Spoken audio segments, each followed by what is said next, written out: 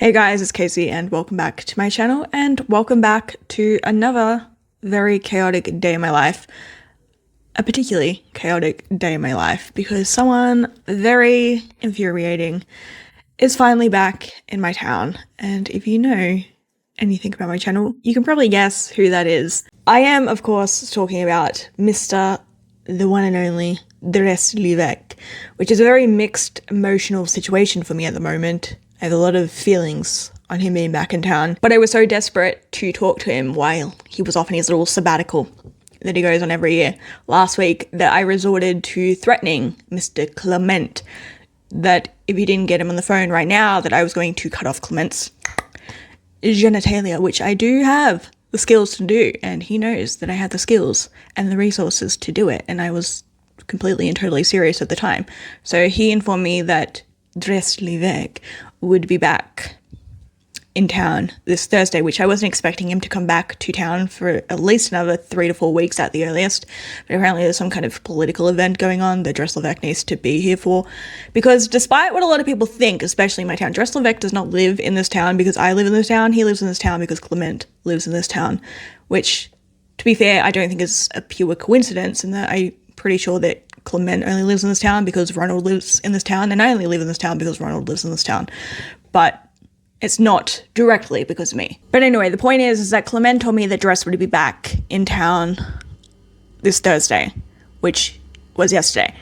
And this was like Wednesday last week, so I was like, okay, so it's 8 days away. I can wait 8 days to talk to him.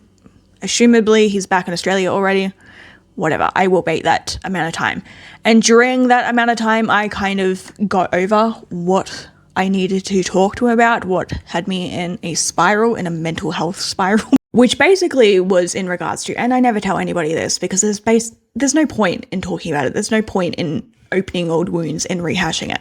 But when my husband died, very, very, very, very long time ago, and I've spoken about this before on my channel, especially in my videos about orcas, me, and my best friend Ilya, we moved to an island in the middle of nowhere, just the three of us. It was this 6-kilometer wide island, and it was just the three of us who lived there for a very long time. However, when we first moved there, I was pregnant with my second daughter, and I don't even call her my daughter. Gave birth to this baby, had the baby for 21 days, sent the baby off. That was it. That was the end of it. I don't think about that at all. Never, ever do I think about it. I don't talk about it. When I do think about it, it is a very sacred and personal and sensitive topic for me. I don't like to dwell on it. I have an image very firmly in my head about what this baby looked like, what this baby's name was, everything to do with that. Completely imaginary. I never had any contact with that baby from the time that we sent her off when she was 21 days old, right? However, 3 weeks ago. Was it 3 weeks ago? I don't know. I would check, but unfortunately I cannot check because Ronald has been copyright striking all my videos, and the last 3 have been taken down for copyright infringement of what I cannot tell you because, okay, maybe the video that I posted I think was last week's video. Okay, debatable, because I did film on his property and I filmed a video of his house, and okay, fair enough, copyright strike that video. I don't know what he's copyright striking the other videos for, but he is, and he's a billionaire. His company has been copyright striking my videos and taking them down. I don't have the resources or the time or the energy to fight him on that, so whatever, take him down, I don't care. But anyway, the point is that 3 weeks ago I made the video about I'm happy that my sister's dead or something along those lines, and no, it was a video before that. I don't remember what it was called. But Dress Lec was very, very unhappy with it. So he contacted me. It was the first time that he's contacted me since he went on his sabbatical back in October. He contacted me and asked me to take it down, which again is fair enough that he wanted me to take it down because it's his people's business. It really wasn't my place to dive into it. And he said, if you take it down, I will give you access to my storage unit. And the reason that he was doing that is that he had all my daughter's journals, because my daughter kept journals her entire life. So after Ilya, A, and I, we moved to the island, Dress Lec stayed with my daughter, and he stayed with my daughter her entire life. Until the day that she died, he remained with her. So he has a lot more physical stuff that belongs to my daughter than what I have. I have some clothes. I have a lot of stuff from before she was 11 because that's kind of when we parted ways. But he has a lot more stuff from after that, a lot more of her mature stuff from when she was older, which included her journals. And he said if I took the videos down, he would allow me to go to his storage unit in Sydney and take scans of all my daughter's journals so I could come back and I could read them, because he'd never allowed me to do that before. But he was very, very serious about getting that video down. I took it down. And then I have a Suzuki Alto, which at the time I have since replaced the tires specifically because of this incident, but my tires were bald. Okay, they were not barely suitable to be driving around town, let alone driving on an outback highway into Sydney, which is like a 9-hour drive. They were not going to make that journey. So I had to go and ask my friend Trevor, who owed me a lot of favors at this point in time. And when I say friend, I'm using it in the loosest sense of the term. If I could borrow his Dodge Ram. So I got in the freaking Dodge Ram, and it was so embarrassing because he has those bell bars, those like testicles that are hanging off the back. I'm like, I cannot be driving this in a suburban area. I am going to get arrested, but I didn't really have a choice. Got in the car, drove off. But for whatever reason, did not want me to leave the town on this specific day. I don't know why. To this day, have no idea why he refused to let me leave this freaking town. But he doesn't have the right. He does not have the right to prevent me from leaving town. He has the right to prevent me from leaving the country. He has the right to prevent me from moving out of town, but he does not actually have the right to prevent me from leaving town. But apparently he thought he did on this specific day. So I am driving. I'm about an hour outside of town, and I see this motorade of black vehicles driving up behind me, and they block me in and make me pull over, and they're like, well, Ronald doesn't want you to leave town. I'm like, well, I'm leaving town. He doesn't have the right to prevent me from leaving town. And they said, no, you need to go back, and we will go, like, we have spoken to Dress Lec. He's told us about what the deal is. We will go to his storage unit, get the key, we will scan everything, and we will bring it back to you, but you need to stay here. So they bring me back 2 giant black tubs of scans of everything that they've taken from the storage unit. They've taken it, I don't know where they've taken it. They've taken it somewhere. They've scanned it all. They've left the originals with Dress Lec, which is fine.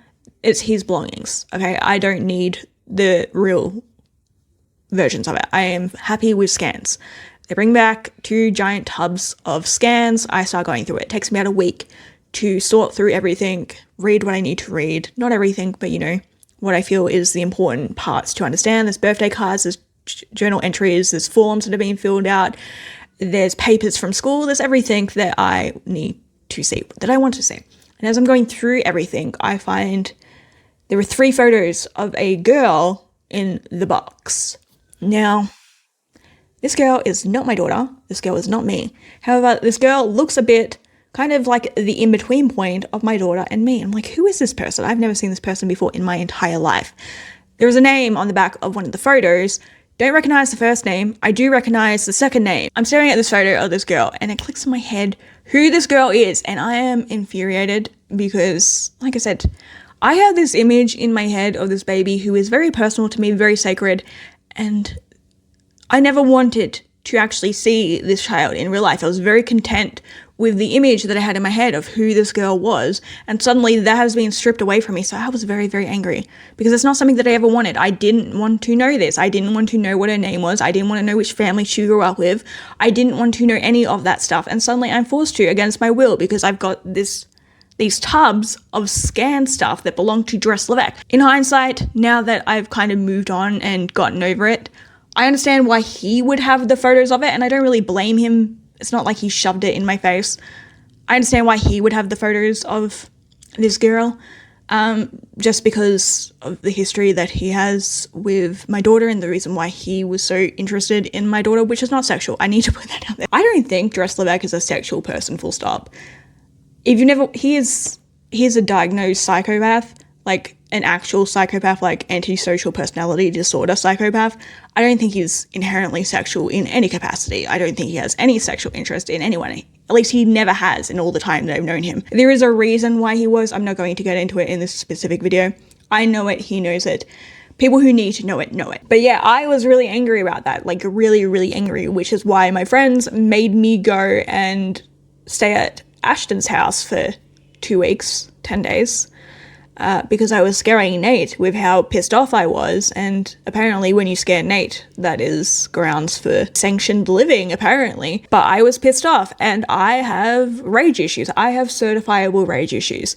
And so the only person who I could really yell at about, this image in my head, this very old, very personable image in my head being shattered against my will, when there was really nothing that I could do with this information at this point in time. Like, the point in which that information would have been useful has long since passed. And so I didn't appreciate the image that I had in my head being shattered in such a way. I wanted to yell at Dress Lec for that as if it was his fault, because in a way it was his fault. But again, it's not, he didn't sit down, he didn't shove it in my face and say, hey, look at this, look at this. It's an unfortunate situation. Had he been here, he might have, he might not. I might be giving him too much credit. I would like to believe that he would have removed that from the storage unit. Again, I might be giving him too much credit. But I wanted to yell at someone, and so I kept trying to call him, and he wouldn't answer his phone or respond to any of my texts.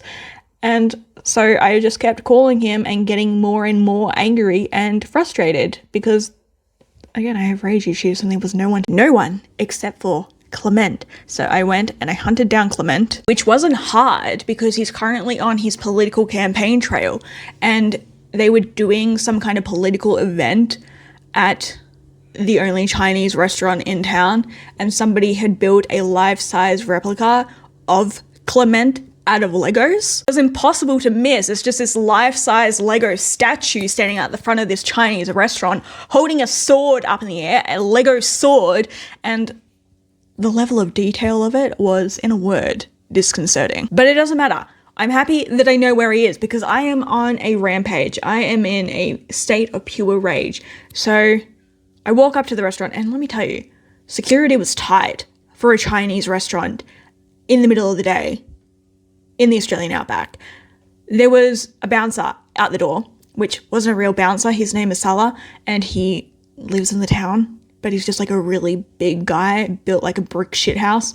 But I walked up to him, and when you're in a rage, you have a sense of confidence.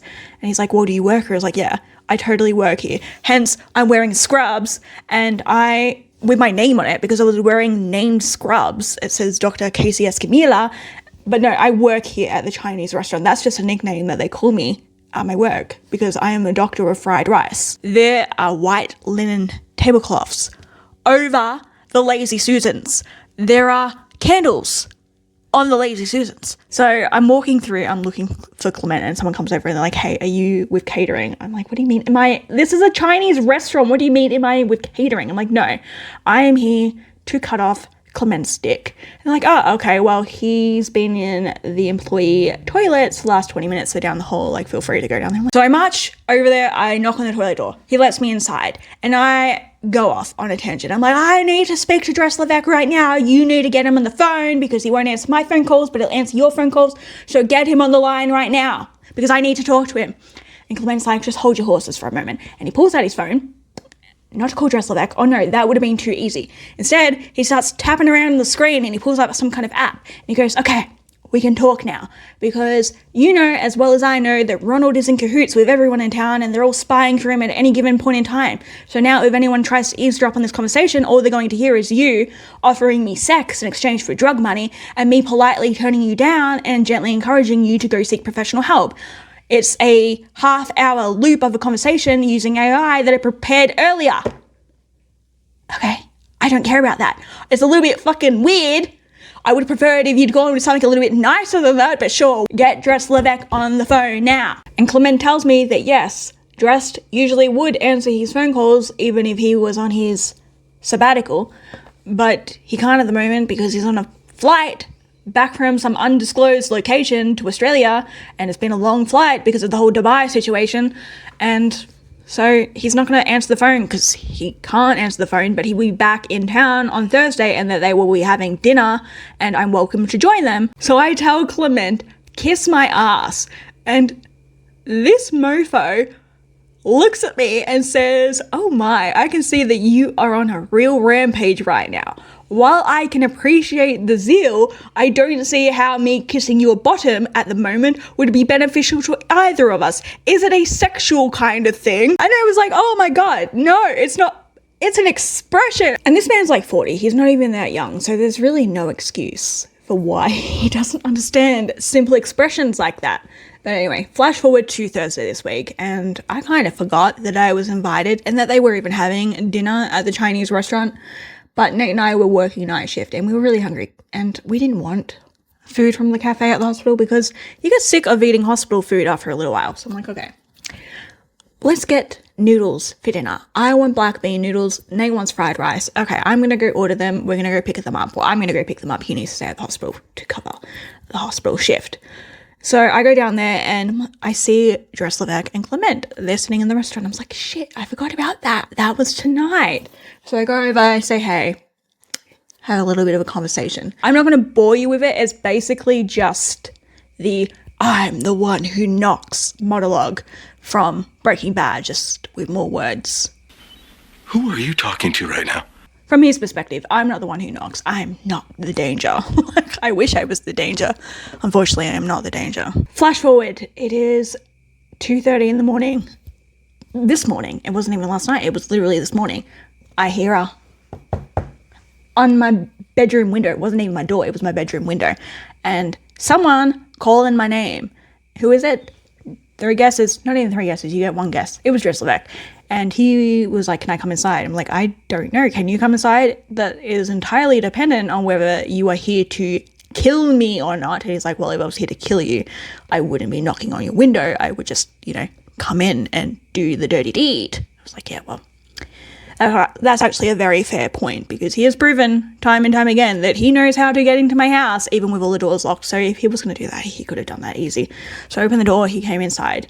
And he's like, well, what do you want from me? I'm like, what do you mean, what do I want from you? You're the one who came to my door, knocking on my door, wanting to come inside. What do you want from me? He's like, no, I mean, you have called me like 300 times over the last 3 weeks. And he gave me a chocolate bunny, which I have eaten over the course of the day. I thought I had more left, but apparently I smashed it.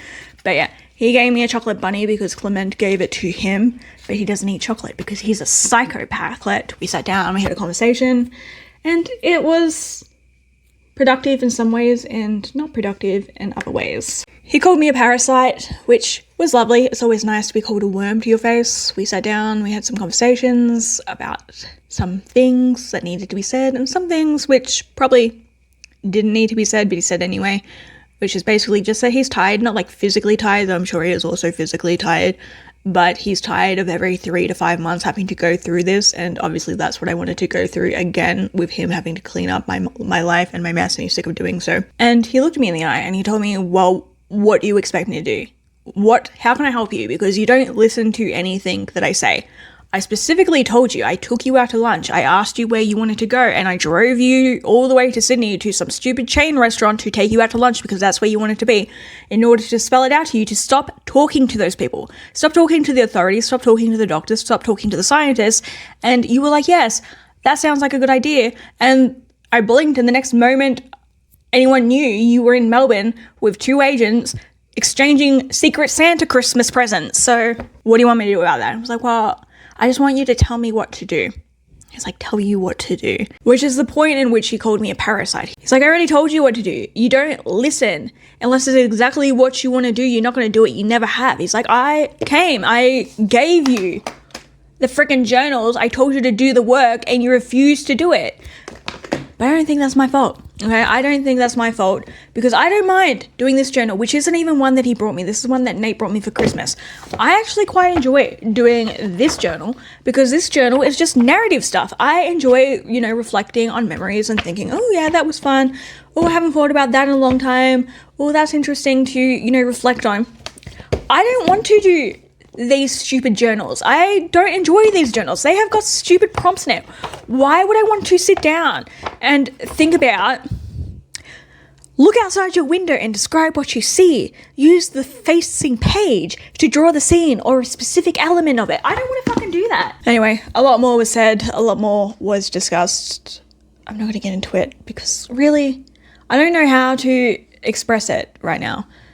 And I don't want to express it right now. I'm kind of over it now. I'm out of the mood in which I wanted to rant about this entire week and Dress Lec being back. But Dress Lec is back, keep that in mind if you watch my videos. I don't know how relevant that's going to be for anything. I don't know what he's up to. I don't know if he's staying past whatever event they're doing with the Lego Man. We will see. But that's me done for the night. I think I'm going to start doing TikToks again. Or maybe not, I don't know. We will see. But for right now, I'm done for the night. So this is Casey signing off. As always, stay weird out there, stay safe, and have a productive evening.